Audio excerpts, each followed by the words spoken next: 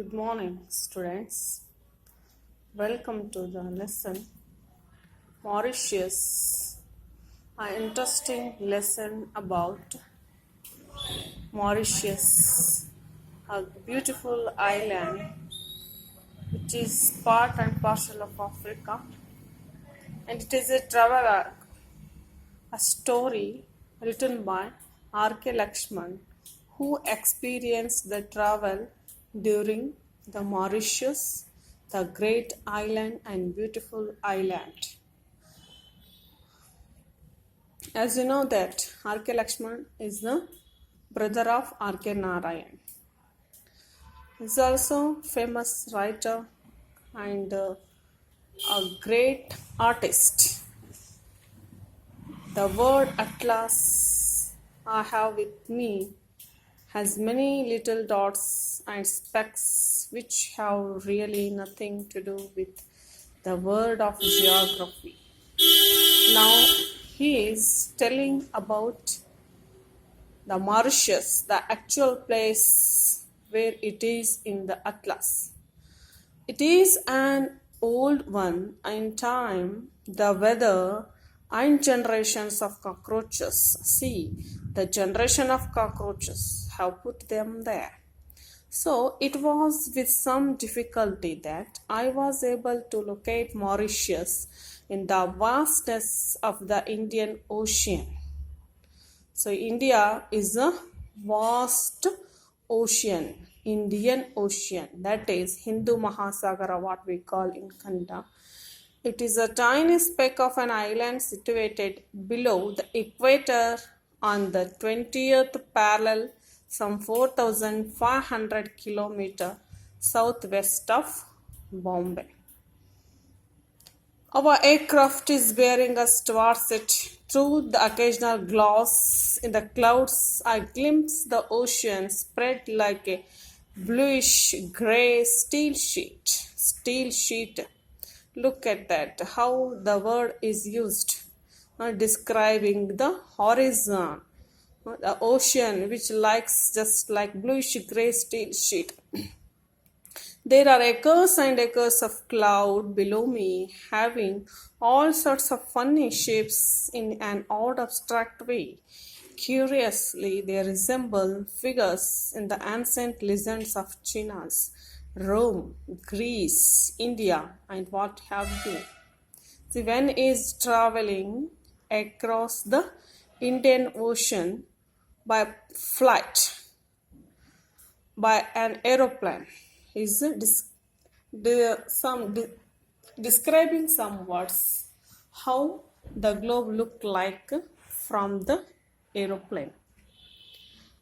He is going to describe the Mauritius and where it is situated and its history and how it became a great colony of British during 19th century. I cannot help drawing a comparison, albeit ridiculous and rather far-fetched, between my vague observations at 10,000 meters watching the clouds and what I learned Mauritius later. This tiny island, means little island, has an astonishingly similar variety, strange juxtapositions, incongruities, all mixtures of race and language. See, this is all mixture of language and race, because there are not only that originates of this Mauritius, Africans, and also from all over the globe, the people came and living there. Here, Africans and Chinese, Biharis from India, and Dutch, Persians, and Tamils, Arabs, French, and English all rub shoulders merrily, means happily, with one another and emerge with a peculiar sense of oneness. See, even though they are from different corner of the countries, Chinese, see that in Africans also there, Biharis also there, Dutch people also there, Persians also there, in that Mauritius island.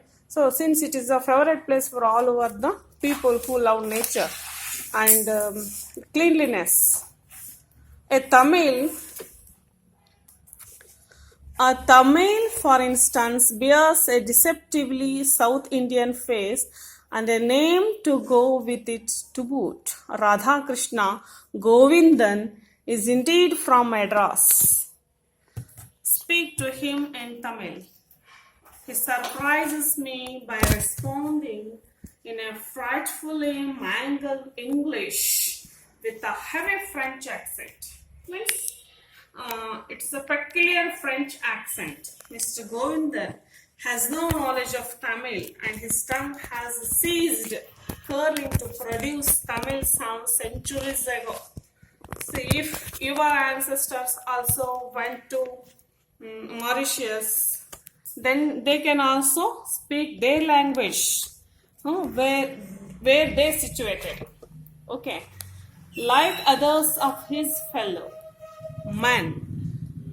His ancestors means forefathers, great grandfathers were brought to the islands as slaves or later and indentured laborers to work in sugarcane fields. Especially British people made all the world that colonization in between 18th and 19th centuries. There, Mauritius, that island is also one of the favorite colony of the British people. There also sugarcane plantations were there.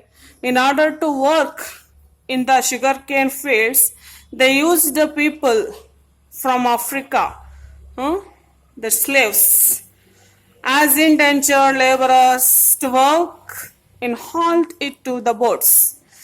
They brought the slaves, means black people, in order to work, just brought them like animals. Their roots in their original homelands withered and disappeared with the passage of time. All of them together happily came to share in the triumphs, means that triumph, Vijaya, what we call in Kannada, and defeats of whoever happened to be their masters among the buccaneering trinity of those days, the Dutch, the French, and the English, who constantly waged battle for the possession of the island, for its spices and sugar, or just for the strategic position in the maritime route to the east, conveniently placed as it was for practical purposes. Why they came, Europeans, especially Portuguese, French, Dutch, then English, they were competent between themselves in order to possess the island, India. They are very favorite about spices and wealth, huge wealth which is there in such islands, just like Mauritius. Or just for the strategic position on the maritime route to the east, conveniently placed as it was for piratical purpose. However, the Battle of 1810 ended all that in favor of the English. That English people that time, they become the queen all over the world. They are the queen of the sea. England is called as the queen of the sea. The French surrendered and handed over the island after extracting a favor from the conquerors. The only conquerors in 18th and 19th centuries were only British people. See that tiny island which is belonged to Britain. The English people, they're very born adventurers, conquerors.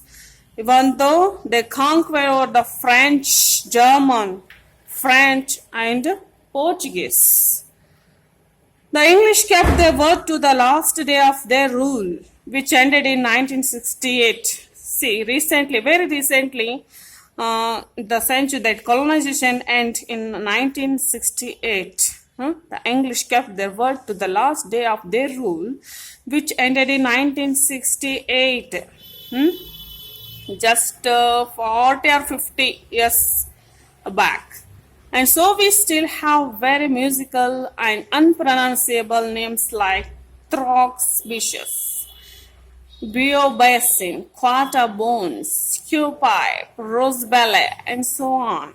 Because they are not from England, they are not from India. They are different corners of the world. That's why their name is very different and unpronounceable. Means we can't pronounce the names through our speeches. The especially Russian people that names ends with X or K. The people are extremely relaxed and warm towards strangers in the streets, in the bazaar, in the restaurants. It is common to be greeted and smiled at as if you were a long lost friend coming from Bombay with my precast grim expression of a city dweller. I react awkwardly at first to such spontaneity, means continuity, and feel ashamed that I am not even able to produce a matching smile.